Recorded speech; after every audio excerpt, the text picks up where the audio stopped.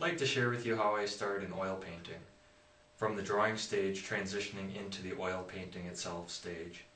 And I'm going to walk through some specific techniques and show you a couple pointers that have helped me in the process, and I think they'll help you as well.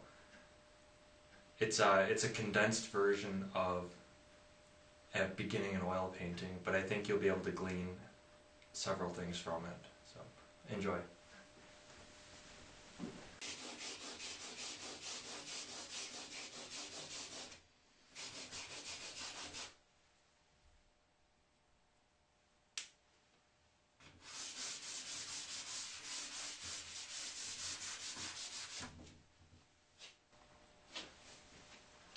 Let's put a crosswalk here.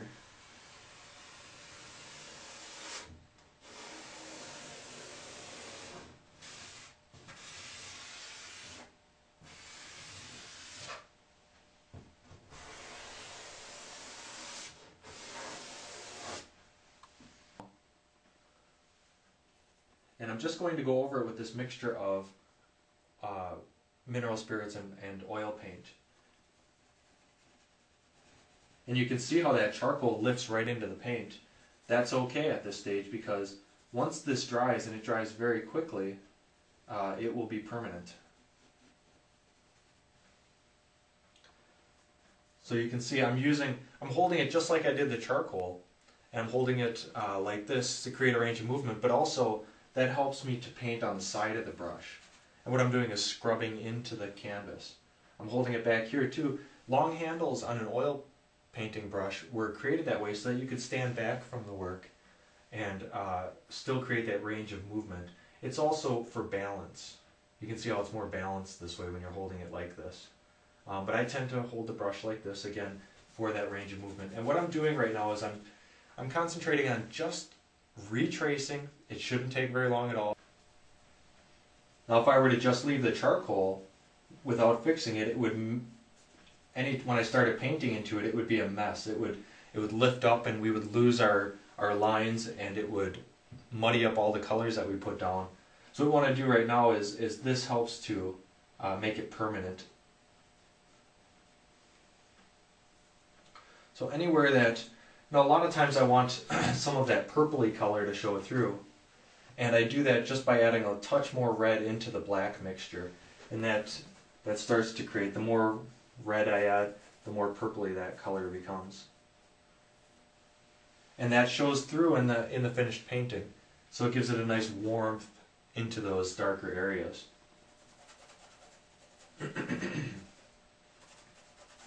The object of this is just to start to firm up our drawing that we spent so much time on before, but also to start to establish where the darks are, and to make that charcoal light fast.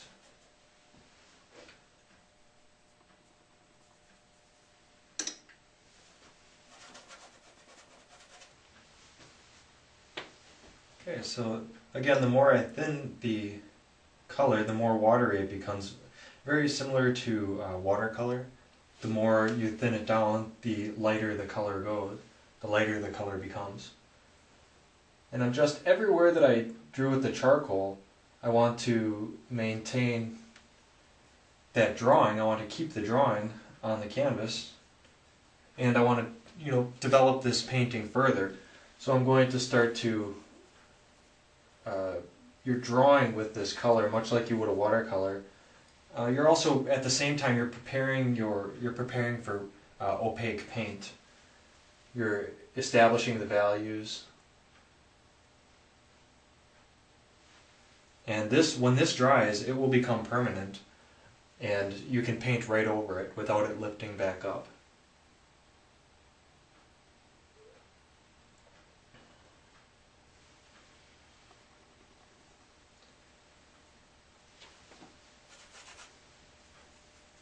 Again, my goal here is simply to cover the canvas,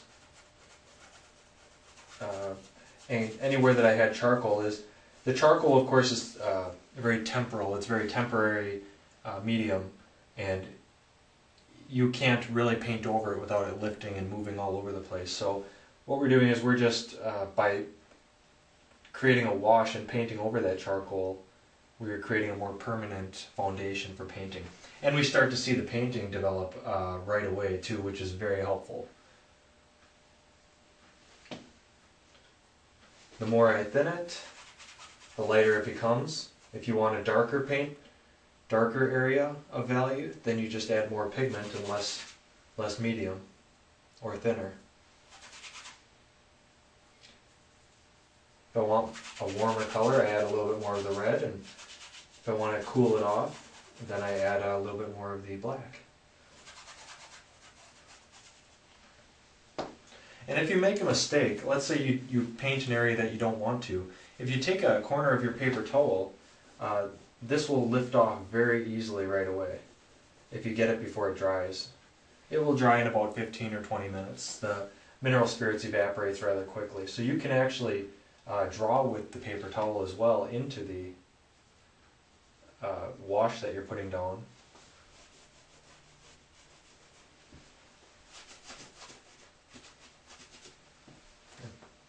So you can start to see the painting develop rather quickly.